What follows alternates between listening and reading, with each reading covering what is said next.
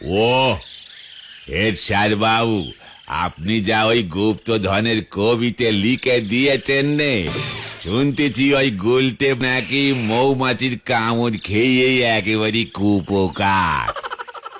গুলটে মামা।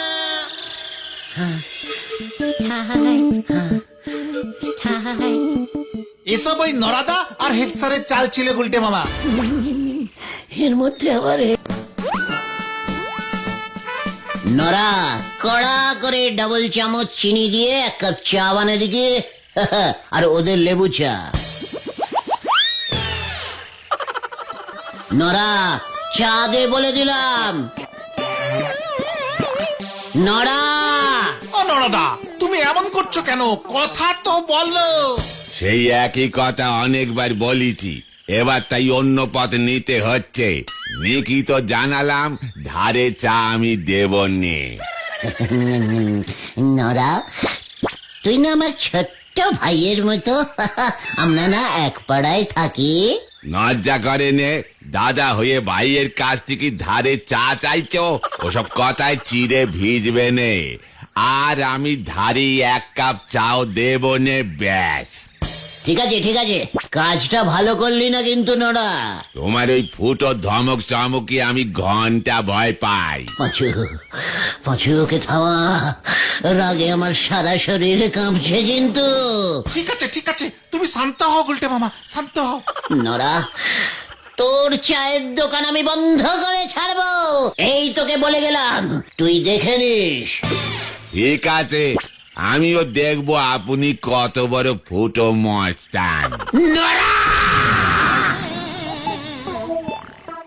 নরাদার সঙ্গে যে এমন একটা বিচ্ছিরি ঝামেলা হয়ে যাবে বুঝতেই পারিনি। তোর ভালো লাগছে না মনটা। আমাকে আমাকে ফুটো মস্তান বললো ওই নরা। এটা কিন্তু নরাদা ঠিক করেনি। আসলে গুলটে মামা হুট করে বলে বসলো যে ওর দোকান বন্ধ করে দেবে। সে তো রাগের মাথায় বলেছে। না রে ভেন্ডি, আমি ওই নরার দোকান বন্ধ করেই ছাড়বো। এই না গুলটে মামা, এমন করো না। যতই হোক নরাদা আমাদের পাড়ারই লোক, ওই দোকান চালিয়ে ওর সংসার চলে। দোকান বন্ধ হলে ওর খুব অসুবিধা হবে গো। চা ছাড়া যে আবার আমার আড্ডা মারতে অসুবিধা হয়, সেটা তো নরার বোঝা উচিত ছিল। তা বলে তুমি ওর ব্যবসা বন্ধ করে দেবে, এটা কিন্তু বাড়াবাড়ি। ঠিক আছে, তোরা যখন বলছিস তখন পুরো বন্ধ করব না, তবে একদিন অন্তত বন্ধ করবই। আমাকে এখন একটা কিছু করতে হবে, যাতে নরা অন্তত একদিন দোকান খুলতে না পারে। কি করবে তুমি? ভাবতে হবে। এই শোন, তোরা এখন বাড়ি যা, আমাকে একটু একা থাকতে দে। আমাকে ফুটো মস্তান বলা এত বড় সাহস ওই নড়ার? দাঁড়া দেখাচ্ছি দেখাচ্ছি। ঠিক আছে, আমরা যাচ্ছি। তুমিও বাড়ি ফিরে যেও কিন্তু সন্ধ্যের আগে। অন্ধকারে নদীর ধারে বেশিক্ষণ থেকো না। হ্যাঁ হ্যাঁ, পিসিমাও আবার চিন্তা করবে। এই গেলাম আমরা। আমি ফুটো মস্তান, ফুটো মস্তান, দেখাচ্ছি মজা।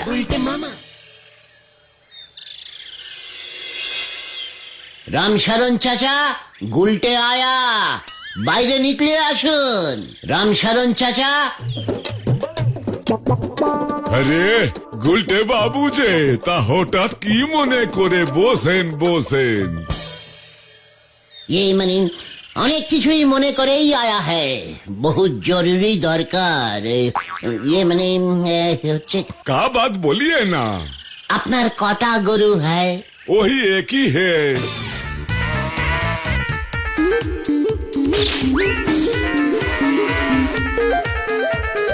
कितना दूध দেয় ও রোজ? वो हाँ 2 ड्राम। এক গরু আর 2 ড্রাম দুধ? এর মধ্যে কত জল মিশাতা হ্যায় চাচা? 50-50। ঠিক হ্যায়, আমার কাজ হয়ে जाएगा। आपका भी दूध चाहिए? और तो होवे ना।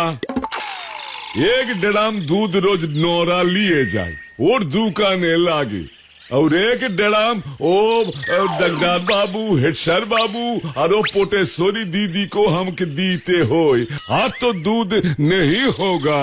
সে কি, আমার তো রোজ মানে 50 গ্রাম দুধ চাই। ঠিক আছে উঠি তাহলে। नहीं नहीं बैठिए बैठिए ना, ব্যাপার কি আছে সেটা তো বলুন। এ তো দুধ নিয়ে আপনি কি করবেন? পথে আইয়ে পথে আইয়ে বাছা। আসলে তুমি তো জানো চাচা, हमार साथे देश विदेश का बड़ा बड़ा सब ये राजा का दोस्ती है। ये मने होगा होगा होगा। एक बड़ा राजा है, राजा दुधेश्वर। क्या नाम? दूधे दूधे? हाँ दुधेश्वर, दुधेल प्रदेशेर राजा। वो राजा दूध खूब भालोबासता है लेकिन राजा के एक बाजे नेशा पाया है। वो क्या है? दूध दिए चान करता है रोज रोज। दूध से नहाता है?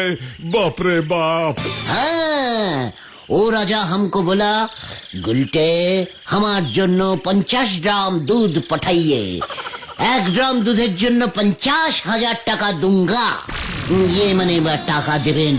1 ड्राम दूध के लिए 50,000?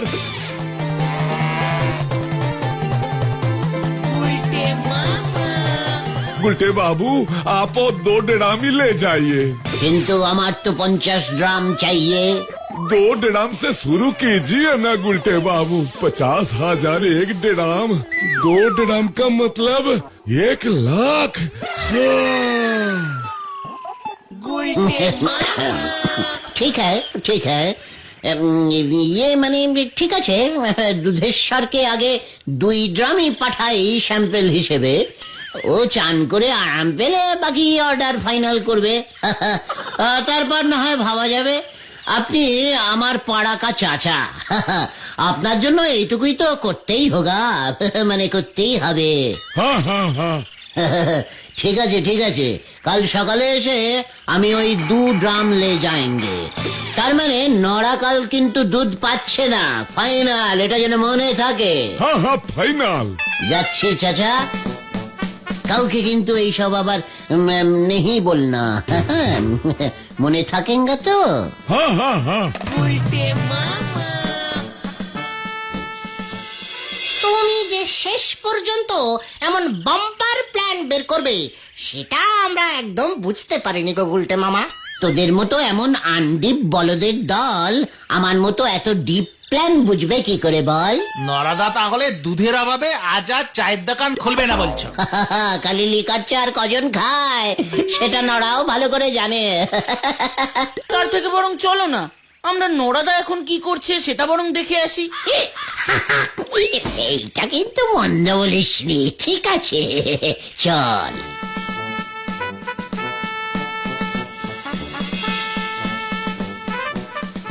আমাকে ফুটো মস্তান বালা, দেখ এবার কেমন লাগে।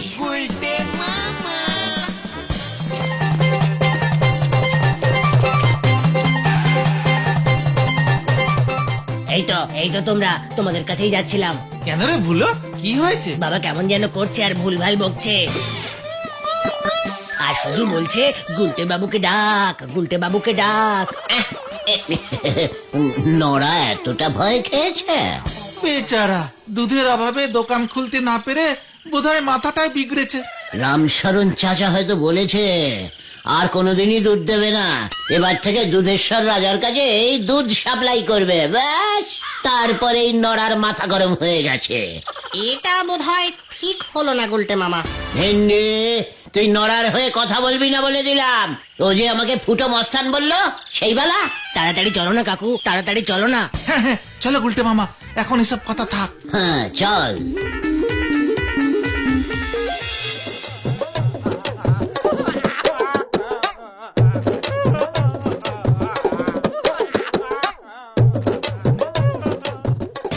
এই আমার কি হলো গো গুলটে বাবু, আপনি কিছু করেন গো, আপনি ছাড়া আমার অন্য কোনো গতি হবে নে গো গুলটে বাবু গো।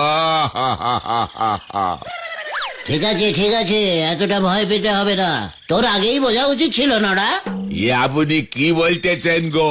ভয় তো আমি পাইনি, আপনার মতো ফুটো মস্তানকে আমি খামোকা ভয় খেতে যাবো কেনে? নড়া, পাঁচ পাঁচু, নড়া আমাকে আবার ফুটো মস্তান বললো। ফুটো মস্তানে রে ফুটো মস্তান বলবো না তো কি বলবো বলেন দিদি? নড়া, আমি কিন্তু তোর দোকান চিরদিনের মতো বন্ধ করে দেবো এবার। ওই দোকান আমি আর খুলবই নে। মানে দোকান আর খুলবে না মানে? আমি তো অনেক বড় লোক হয়ে গেছি গো। বড় লোক? নড়া কি বলতে চাইছিস? ঝেড়ে কাশ কিন্তু। বেশি করে কাশলি পরে কব বার হয়ে যাবে, তার থেকে বরং আস্তে আস্তে করে বলতেছি গো। ব্যাপারটা